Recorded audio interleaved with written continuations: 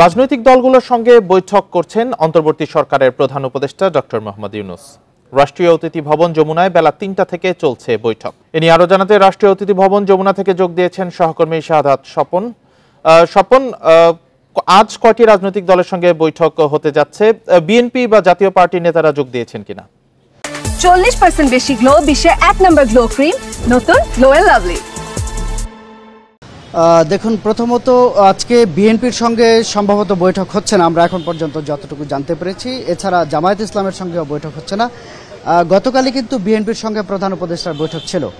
যাই হোক, আজকে কতগুলি দল এখানে প্রধান উপদেষ্টার সাথে বৈঠকে অংশ নেবে সে বিষয়টি কিন্তু এখন পর্যন্ত নিশ্চিত করে জানানো হয়নি। তবে আমরা যতটুকু দেখেছি ৩টার দিক থেকে এখানে রাজনৈতিক দলগুলি প্রবেশ করেছে যমুনায়, এবং এখানে আমরা দেখেছি যে ইসলামী যে দলগুলো আছে, মূলত হেফাজতে ইসলামের অন্তর্ভুক্ত যে 6টি রাজনৈতিক দল আছে, খেলাফত মজলিস, বাংলাদেশ খেলাফত মজলিস, ইসলামী আন্দোলন বাংলাদেশ, জামায়াতে উলামায়ে ইসলাম, বাংলাদেশ হেফাজত আন্দোলন এবং নেজামে ইসলাম, এই 6টি দলের নেতারা ভেতরে প্রবেশ করেছেন। এবং ইতিমধ্যে বেশ কয়েকটি দলের নেতারা বের হয়ে গণমাধ্যমের সাথে কথা বলেছেন। প্রথমে কথা বলেছেন বাংলাদেশ খেলাফত মজলিসের মহাসচিব মামুনুল হক, এবং মামুনুল হক যেটি বলেছেন, তারা মূলত প্রস্তাব রেখেছেন নির্বাচন, যে বিদ্যমান নির্বাচনী ব্যবস্থা সেটিকে ঢেলে সাজানোর জন্য তারা আমূল সংস্কারের প্রস্তাব করেছেন। এর পাশাপাশি প্রশাসন সহ বিভিন্ন সেক্টরে, শিক্ষা এবং আরও বিভিন্ন সেক্টরে তারা সংস্কারের তাদের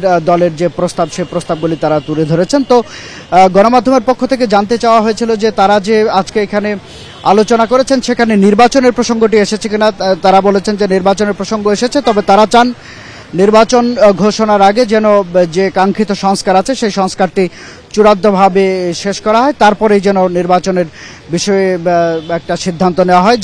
জানতে চাওয়া হয়েছিল যে নির্বাচনের কোনো টাইম ফ্রেমের বিষয়ে তারা কোনো আলোচনা করেছেন কিনা। তারা এই বিষয়টি নাকচ করেছেন, বলেছেন যে তারা চান যে একটি যৌক্তিক সময় পর্যন্ত এই যে সরকার আছে, অন্তর্বর্তী সরকার, তারা থাকুক এবং তারা যে নির্ধারিত বা কাঙ্ক্ষিত সংস্কার সেটি সম্পন্ন করে নির্বাচনের দিকে তারা এগিয়ে যাক। এবং এই বিষয়ে যেটি তারা পাশাপাশি আরেকটি বলছেন যে অনাকাঙ্ক্ষিতভাবে যেন দীর্ঘায়িত করা না হয়, সেই বিষয়টিও তারা বলেছেন। এরপরে এখানে কথা বলেছিলেন চরমনায়ের পীর মাওলানা রেজাউল হক, তিনিও এই সংস্কারের কথা বলেছেন, নির্বাচনী সংস্কারের বিষয়ে।